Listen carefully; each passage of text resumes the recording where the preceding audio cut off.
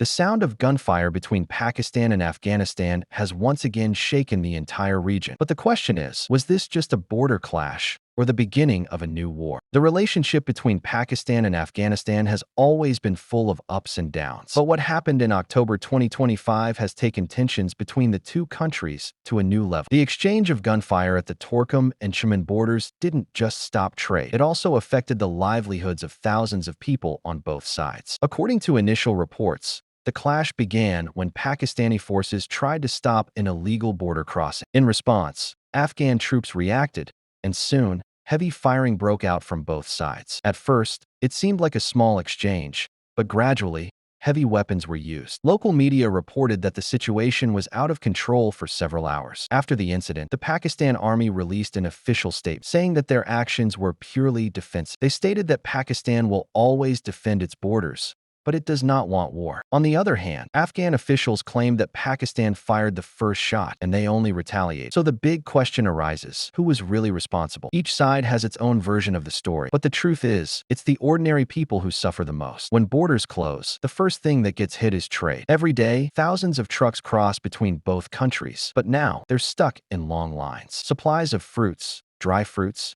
and essential goods have come to a halt. Prices are rising, especially in areas near the border. Now let's look at the political background. Afghanistan is still under Taliban rule, and mistrust between the two countries continues to grow. Pakistan claims that some militant groups use Afghan soil to carry out attacks inside Pakistan. Meanwhile, Afghanistan accuses Pakistan of blaming others for its internal problems. This blame game continues, but the result is the same: fear instead of peace at the border. Experts say that if both countries don't choose diplomacy, the situation could get even worse. The UN and OIC have both expressed concern and urged both sides to show restraint. But on the ground, tensions remain high. There's another side to this story. This clash isn't just military, it's also economic. Over 60% of Pakistan's land trade with Afghanistan passes through the Chemin and Torkham borders. Now that the borders are closed, both exports and imports have stopped. Business communities warn that if this situation continues, people on both sides will lose their jobs.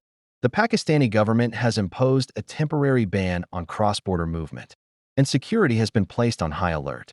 In some areas, curfews have also been imposed to protect civilians. Still, local people say their daily income has completely stopped.